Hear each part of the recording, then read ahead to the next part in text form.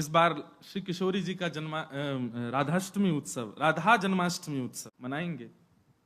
बंधुओं, शास्त्रों में बड़ी महिमा है किशोरी जी के। पद्म पुराण में तो इतनी सुंदर व्याख्या है किशोरी जी के जन्मोत्सव की।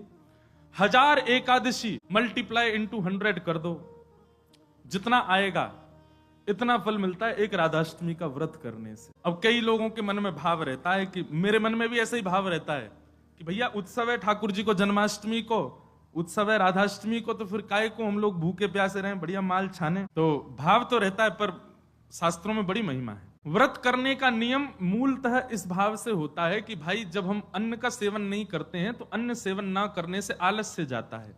अन्न सेवन ना करने से मस्तिष्क में, मन में आत्मक ऊर्जाएं नष्ट हो जाती हैं। फलाहार रहते हैं तो निश्चित ही है ऊर्जावंत होते हैं, तो ऊर्जावंत होंगे तो और बढ़िया उत्सव मनाएंगे। लेकिन बिल्कुल ही आहार ग्रहण नहीं करोगे तब तो फिर मतलब व्रत इसलिए करना है कि उत्सव में आपसे आपकी ऊर्जा पूरी लगे, आलस्य ना आवे, नकारात्मक भाव ना आवे, मन में कोई दुर्भाव ना आवे, इसलिए अन्न का त्याग किया जाता है। बाकी तो उत्सव में तो खूब पाओ धुआंधार, लेकिन व्रत करने से आपके उत्सव में बेहोशी आ रही है तो महाराज, और बिना भोजन किए कुछ तो फिर उत्सव को भंग करने वाली बात हो जाएगी। उत्सव को भंग नहीं, उत्सव को सुंदर बनाने के लिए व्रत करना है। तो राधाष्टमी उत्सव पर इस बार व्रत निश्चित करो, हर बार ही करो। वैसे तो शास्त्रों में दशावतारों में 4 अवतारों के व्रत करने की आज्ञा दी है, रामनवमी और नृसिंह चतुर्दशी, कृष्ण जन्माष्टमी और वामन द्वादशी। लेकिन जब हम रामकृष्ण उपासक हैं तो हमारे भाव में रामकृष्ण दो एक हैं, ये दोनों भी एक हैं और फिर इनकी आह्लादनी शक्तियां भी एक हैं।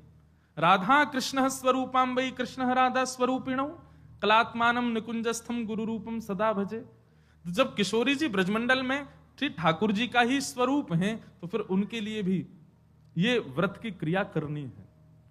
पद्म पुराण में ब्रह्मा जी ने इसका बहुत सुंदर वर्णन किया है कि भैया व्रत निश्चित करना चाहिए, इतना फल मिलता है, इतना फल मिलता है। लेकिन जब भी कोई फल बताता है ना कि महाराज जी ये करने से ये फल मिलता है, ये करने से ये फल, मन में एक ही बात आती है, अगर ये करने से ये फल मिलता है, अगर हम इसके बदले फल की कामना ना करके ठाकुर जी की कामना करें तो हमको व्रत इसलिए करना है हमको श्री जी मिले, हमको व्रत इसलिए करना हमको ठाकुर जी मिले। अक्षय तृतीया के दिन लोग दुनिया भर का दान करते हैं, चावलों का दान कर रहे हैं, अन्न का दान कर रहे हैं, स्वर्ण दान कर रहे हैं, चांदी दान कर रहे हैं, जे दान कर रहे हैं, वो दान कर रहे हैं। हमारे मन में भाव आता है कि भैया वादना नाम को दान करो, जो राह में मिल जाए वही से कहो जय श्री कृष्ण, जो राह में मिल जाए वही से कहो राधे राधे, नाम दान करते चलो।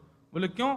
बोले अक्षय तृतीया को कछु दान करो तो अक्षय जाए, तो हम नाम दान करें, हम ठाकुर जी को भजन दान करें, अरे भक्ति दान करें, अपनी भक्ति अक्षय हो जाए, नाम अक्षय हो जाए, प्रेम अक्षय हो जाए, ऐसी अक्षय तृतीया मनाओ। तो कभी भी आपको किसी व्रत या किसी नियम के पीछे फल बताया जा रहा हो, सुन लिया करो, अच्छा इससे ये फल मिलता है, उस फल को गौड़ करके उस फल के स्थान पर किशोरी जी को विराजमान कर दो। हे किशोरी जी, हम राधाष्टमी को व्रत या मारे करेंगे कि हमको आपकी प्रेम लक्षणा भक्ति प्राप्त हो, आपको प्रेम प्राप्त हो, इसलिए हमको व्रत कर। बिहारी जी जाइए और सुनिए, राधाष्टमी को हमारे ब्रजमंडल के रसिक शिरोमणि स्वामी श्री हरदास जी का जन्मोत्सव है। फिर तटिया स्थान जाकर के स्वामी जी महाराज को प्रणाम करके आना, वहां पर खूब निधिवन राज जाना, निधिवन में जाके स्वामी जी को प्रणाम करके आना। राधाष्टमी का उत्सव तो जन्माष्टमी से भी बड़ा होता है हमारे ब्रजमंडल। तो ऐसे राधाष्टमी का भाव। अब कई लोग पूछ रहे हैं कैसे क्रम होना चाहिए, तो देखो ठाकुर जी का जन्मोत्सव मनाया जाता है रात्रि 12 बजे, पर किशोरी जी जो है ये उदिया भाव से प्रकट हुई। मतलब सूर्य उदय जैसे ही सूर्य की प्रथम किरण पड़ी है पृथ्वी पर, बस हल्के हल्के सूर्य उदय हुआ, तभी किशोरी जी का प्रादुर्भाव हुआ। तो एक प्रकार से नहीं सुन लो, ताली बाद में बजा ली। सुबह 4:30 बजे 4-4:30 बजे आप सबको स्वच्छंद भाव से तो किशोरी जी को अभिषेक करना। वैसे हम तो दोनों उनको ही कर दें, जन्माष्टमी पे भी युगल सरकार घर के ठाकुर जी जो है युगल राधा कृष्ण उनको करें, और राधाष्टमी पर भी दोनों उनको ही करें। अगर घर में केवल लड्डू गोपाल विराज रहे, केवल ठाकुर जी मुरली मनोहर लाल जी विराज रहे, त्रिभंग लली ठाकुर जी, तो भी उनको अभिषेक करो, उन्हीं कोई श्री जी स्वरूपा मान करके उनको अभिषेक करो।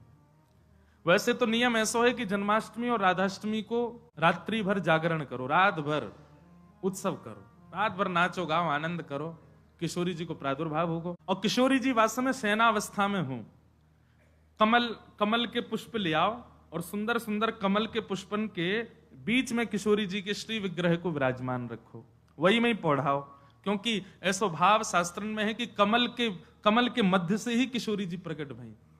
तो कमल मध्य में किशोरी जी को विराजमान करो, घर पे ठाकुर जी हैं तो ठाकुर जी को विराजमान रखो, और प्रातः काल 4 बजे है तो महाराज शंखनाद करो, बधाई गायन करो, सुंदर घंटे घड़ियाल नगाड़े आदि बजाओ। वाके बाद में दीप प्रज्वलन करके किशोरी जी को प्रादुर्भाव करो। फिर वाके बाद पंचामृत अभिषेक करो। पंचामृत अभिषेक करवे के बाद में सुंदर किशोरी जी को श्रृंगार करो। श्रृंगार करवे के बाद भोग धराओ। भोग धरा करके फिर किशोरी जी की आरती करो। आरती करने के पश्चात फिर खूब नाचो, इतने नाचो इतने हम तो अभी जयपुर में एक बात कह के आए, उत्सव तब तक मत मानो कि नाचते नाचते उत्सव करते करते डॉक्टर के पास नहीं जाना पड़ जाए। अगर आपको दवाई नहीं लेनी पड़ी तो समझो उत्सव मनाया ही नहीं आपने। शादी ब्याह होता है घर में, तो लड़की का जो भाई होता है या लड़की के पिताजी, लड़की के मामा, लड़की पक्ष के, लड़का वाले तो ऊधम करें, लड़की वाले इनकी कमर कसे, उनके जेब में 2-4 दवाई पड़ी रहती है, सिर दर्द की, पेट दर्द की। क्यों, हमारी तो बड़ी 3 बहनें, तो उनको पता है एक दवाई रखी रहेगी। क्यों, सिर दर्द हो रहा है, सो नहीं पा रहे हैं। तो तभी ब्याह माना जाता है जब पिता और भाई ये बिल्कुल श्रमित हो जाएं, तब लगता है हाँ ब्याह हुआ। श्रमित ही नहीं हुए तो क्या बात का ब्याह। ऐसे ही उत्सव में महाराज एक आनंद की बात करें, ये नहीं जबरदस्ती कि महाराज दवाई लेनी ही पड़ जाए। जब तक इतने श्रमित नहीं हो जाओ, इतने नहीं थक जाओ कि महाराज अब कुछ नहीं हो सकता हमसे, पस्त नहीं हो जाओ, तब तक नाचते ही रहो किशोरी जी के आगे, ठाकुर जी के आगे। खूब बढ़िया उत्सव करियो, खूब नाचियो, और फिर व्रत रखो पूरे दिन। किशोरी जी को खूब बढ़िया व्यंजन पवाओ, और पवा करके वो कोई को वितरण करो, कोई अपने काजे थोड़ा रख लो, दूसरे दिन जब नौमी लगे सो वाको पाओ प्रसाद रूप में, पर वादन व्रत रखो। और भैया नहीं रुको जाए तो पा लियो, चकाचक पाओ। बोले हमारी श्री जी को उत्सव है, हम तो पाएंगे तो पाओ, कोई दोष भी नहीं। व्रत ना करने से पाप नहीं लगता है, पर व्रत करने से पुण्य बहुत होता है हमको, लेकिन पुण्य की नहीं, हमको किशोरी जी की कामना। तो इस प्रकार, और फिर एक नियम सुन, या तो संभावना बने तो सहस्त्र कमल, 1000 कमल, और 1000 कमल की भावना नहीं बने तो 1000 कोई भी पुष्प, लेकिन सुगंधित होने चाहिए, बिना सुगंध वाले नहीं। मोगरा के हो जाएं, हार श्रृंगार के हो जाएं, गुलाब के हो जाएं, और यदि व्यवस्था बन जाए तो कमल 1000 हो जाएं। किशोरी जी के अभिषेक के बाद, आरती करने के बाद, सब आरती आदि पूजन किशोरी जी को भोग लगाने के बाद, फिर उसके बाद 1000 कमल से श्री चरणों की अर्चना करो। अब अर्चना में तो कई लोग ऐसा भाव रखेंगे कि राधा सहस्त्र नाम गाओ, राधा सहस्त्र नाम से 1000 कमल चढ़ाओ, पर हमारी भावना ऐसी, गोपाल सहस्त्र नाम से चढ़ाओ। गोपाल जी के नाम से 1-1 कमल ठाकुर जी, क्योंकि भैया धन धन राधिका के चरण, परमानंद दास जी का पद है, उसी पद में कहते हैं श्याम जिनकी शरण। अरे कथा तो यहां तक आती है कि किशोरी जी के सदा चरणन में ठाकुर जी रहे, गा दें। ठाकुर जी को किशोरी जी के मुखमंडल के श्रृंगार में सुख मिलता है, पर ठाकुर जी को उससे भी अति सुख मिलता है किशोरी जी के चरण देखने में। मतलब हमारे गिरधर लाल जी सदा ऐसे ही रहते हैं, नीचे नजर रहती है उनकी। क्यों? बोले जब गिरिराज धारण किए तो सामने किशोरी जी खड़ी है, तो किशोरी जी के मुख को नहीं, किशोरी जी के श्री चरणन को देख रहे हैं ठाकुर जी, और नित्य दृष्टि वहीं रखते हैं। वैसे तो लाला के नैन रुके ना है, चप्पल तो यूं ही घूमते रहेंगे इधर उधर, लेकिन जैसे किशोरी जी आ जाए ठाकुर जी ऐसे ही खड़े रहते हैं, नीचे नजर करके, नजर सीधे चरणों में ही रहती है किशोरी जी के। मुख को देखने में भी संकोच करते हैं लाल जी, चरण ही इतने सुंदर हैं किशोरी जी के कि वहीं रहते हैं। नंद सुत मन मोदकारी, मन को सुख नहीं मोद, यानी कि अत्यंत सुख मिलता है ठाकुर जी को जब किशोरी जी के चरणारविंदों को देखते हैं।